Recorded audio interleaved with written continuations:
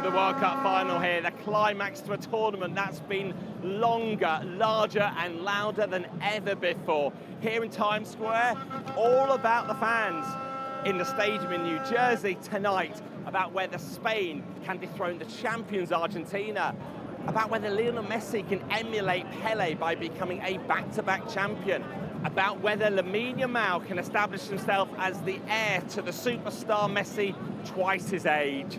Very happy of the development. That's the main thing for me in this tournament, the development, individual and as a group. And we can even do it better. I think against France, we do one of the best games we ever done as a team. But against Argentina, I think we have to rise the level because they are the champions, and I'm really confident that we can do it. We got a group of players and a group of coaches. They work incredibly hard every single day to try to bring happiness to my country. And we're going to give absolutely our best with Leo, with the team that we have, to bring back to World Cup into my country and celebrate with our people. But this will be a World Cup final like never before in the tournament's 96-year history. The final will have its first ever Super Bowl-style halftime show. Justin Bieber and Madonna are headlining a spectacle created by Coldplay's Chris Martin. Halftime should only be 15 minutes. It could take double that, breaking FIFA's own rules. And there will already have been a closing ceremony 90 minutes before kickoff, featuring Tom Cruise and Robbie Williams.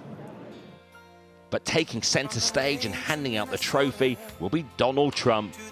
The president's presence has been felt across the World Cup without attending a game. Until now, he's been far from a bystander. The intervention to freeze following Balogun's red card caused a storm of controversy over a political intervention to save the American star.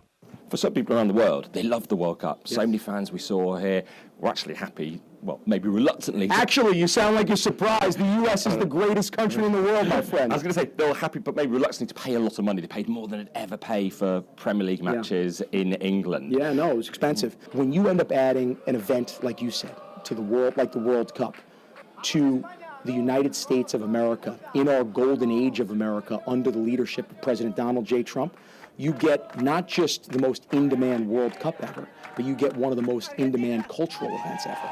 And that's ultimately what we saw.